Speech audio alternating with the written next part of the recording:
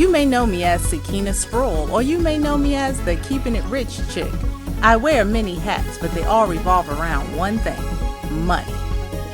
You've probably seen me in Ebony, Black Enterprise, Essence, CNN, Fortune Small Business. You name it. If the story was about Black people and money, Sakina was involved.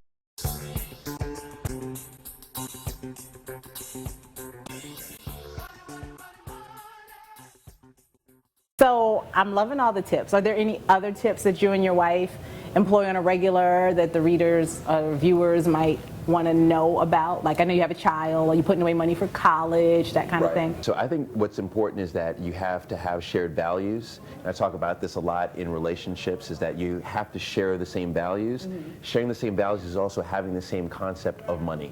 Okay. You know, some people, for example, I know a lot of couples, they say that we're going to have separate bank accounts. You're going to spend your money, right. I'll spend my money. Mm-hmm. It's a big problem. Here's the reason why, is that if you can't communicate and share ideas around money, then how can you communicate and problem solve around other issues or other challenges?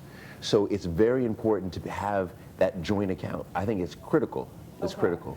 And so I think having the same philosophy around money is very important. So with my wife, I think us having the same philosophy, and we had to get to that place. We didn't start in the same spot. Okay. Right? I think my wife will say she was a spender.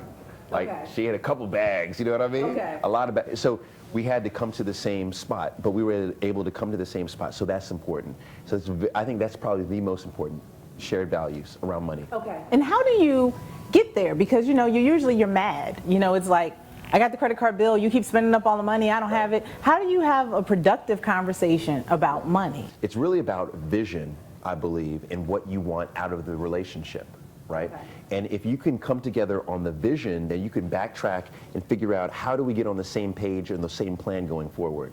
But if you can't get together on the same vision and your vision is not aligned, maybe you shouldn't be on the road together. Oh. Wow, there's a lot of people at home right now going, dang, yeah, what does this mean? Because we can't get this money vision together. And you know, I am basically an advocate for, well, if you really love the man and you just really, really are not gonna leave, well, protect yourself. So if you're married already, get a postnup.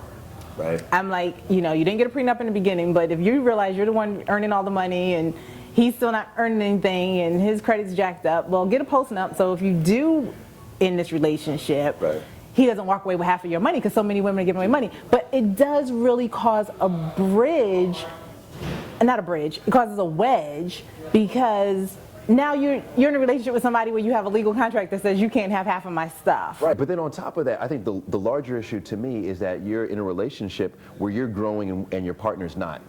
Right. If you're in a relationship and you're growing, you're evolving, and your partner is stagnant, that's not a healthy relationship. Right. So you need to fix that or pull out of that. I think when people are getting together, they need to really figure out, can you trust this person with money? Because if you can't, then that's a big sign. So don't even marry them until you can trust them with all your money. I agree. Can I give you a cheers on that, even though we're drinking water? Yeah, exactly. I think I completely agree with that. Yeah. Completely agree. Well, thank you very much. And I want to thank you for joining me, and I'm going to let you get back to your dinner because you had a busy day. Well, thank you very much. I appreciate it.